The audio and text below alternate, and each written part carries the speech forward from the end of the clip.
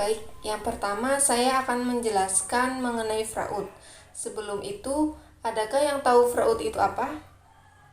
Oke, jadi menurut pendapat kelompok kami, fraud adalah penyajian laporan keuangan palsu secara disengaja atau penghilangan jumlah tertentu untuk menipu pengguna atau pemilik hak laporan keuangan tersebut. Secara singkatnya yaitu tindakan menipu dengan sengaja yang dirancang untuk memberikan keuntungan pada pelaku pelanggar hukum. Aktivitas fraud ini dapat dilakukan oleh satu individu, kelompok, maupun sebuah perusahaan bisnis. Adapun beberapa contoh yang termasuk ke dalam tindakan fraud ini yaitu seperti penipuan pajak, penipuan kartu kredit, penipuan sekuritas maupun penipuan keuangan yang mengarah pada kebangkrutan. Untuk itu terdapat 3 faktor yang mendorong adanya fraud itu sendiri. Yang pertama yaitu faktor individu, yang kedua himpitan ekonomi, yang ketiga lemahnya hukum. Untuk itu fraud terbagi menjadi 4 jenis, yaitu yang pertama ada penyimpanan aset yang dapat dilakukan oleh individu ataupun kelompok. Fraud jenis ini contohnya yaitu berupa penggelapan kas kantor maupun menggunakan fasilitas kantor untuk kepentingan pribadi. Yang kedua yaitu pencurian data. Fraud ini terjadi dengan pengambilan data-data penting untuk kepentingan pribadi.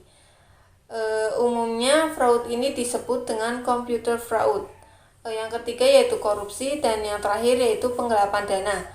Fraud ini berkolase dengan white collar crime, di mana individu atau kelompok menyalahgunakan aset yang dipercayakan kepada individu. Namun ada juga cara untuk mencegah terjadinya fraud itu sendiri, yaitu yang pertama dengan sosialisasi anti korupsi, yang kedua audit keuangan simultan, yaitu dengan melakukan audit keuangan baik audit internal maupun eksternal. Yang ketiga yaitu dengan cara penetapan hukum secara tegas. Baik, untuk selanjutnya yaitu terdapat contoh kasus fraud itu yang akan dijelaskan oleh Mbak Vidya. Nah, seperti yang disampaikan oleh Mbak Nailusada, bahwa fraud di sini sendiri merupakan penyajian laporan keuangan palsu atau penghilangan jumlah tertentu untuk menipu pengguna atau pemilik hak dari laporan keuangan tersebut. Baik, selanjutnya di sini saya akan menjelaskan mengenai kasus fraud yang terjadi di Indonesia dan kasus fraud yang pernah terjadi di dunia. Baik, kasus fraud yang terjadi di Indonesia yaitu ada fraud yang dilakukan oleh PT Garuda Indonesia, di mana perusahaan ini merupakan perusahaan penerbangan komersial pertama di Indonesia yang dimiliki oleh BUMN. Perusahaan ini dapat dikatakan berkembang cukup pesat karena pada tahun 2017 perusahaan ini berhasil memiliki 196 pesawat dengan 600 penerbangan setiap harinya. Namun pada tahun 2019 perusahaan ini diberi sanksi dan dinyatakan bersalah oleh beberapa lembaga keuangan seperti Kementerian Keuangan, Otoritas Jasa Keuangan, dan Bursa Efek Indonesia atas kecurangan pengakuan pendapatan pada laporan keuangan tahun 2018. Untuk itu, PT Garuda Indonesia diberikan sanksi sebesar 100 juta rupiah dan masing-masing direksinya juga diberikan sanksi sebesar 100 juta rupiah. Baik, yang kedua yaitu kasus fraud yang terjadi di dunia, di mana kasus fraud yang terjadi di dunia yaitu dilakukan oleh perusahaan Enron. Perusahaan Enron sendiri merupakan perusahaan di Amerika Serikat yang bergerak di bidang energi. Perusahaan ini merupakan penggabungan antara Internorth dan Houston Natural Gas. Perusahaan ini melakukan kecurangan di mana mereka memanipulasi data atau memodifikasi data neraca keuangan sehingga menampilkan kinerja keuangan yang terbilang positif. Selain itu juga mereka tidak menampilkan data secara semestinya atau secara sebenarnya. Dan pada akhir 2001 perusahaan Enron mengalami kebangkrutan dan segala macamnya. Di sini saya akan menjelaskan mengenai etika dalam audit. Sebetulnya apa sih etika dalam audit itu? Etika adalah sikap etis yang dimiliki oleh seorang auditor dalam mengemban tugasnya dan menerapkan norma-norma etis pada bidang profesinya dalam kehidupan masyarakat. Di antara sikap yang harus dimiliki oleh seorang auditor yaitu menerima kritik dan masukan, yang kedua, menghargai waktu, yang ketiga, menghormati rekan kerja, dan yang keempat, komitmen dalam pekerjaan.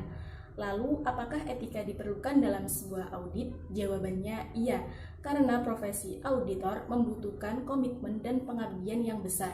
Masyarakat menuntut untuk memperoleh jasa auditor dengan standar kualitas yang tinggi. Oleh karena itu, seorang auditor harus memiliki standar teknis dan standar etika yang harus dijadikan sebagai panduan dalam melaksanakan audit. Baik teman-teman, setelah tadi Mbak Novisa Fitri menjelaskan apa itu etika profesi, nah di sini saya akan memberikan contoh sebuah kasus dari penyalahgunaan etika profesi.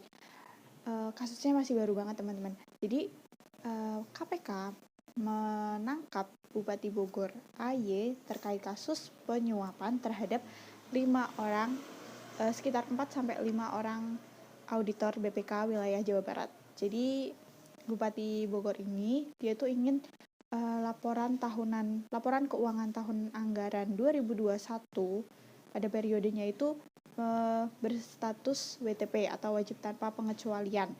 Nah, untuk mendapatkan status itu, beliau menyuap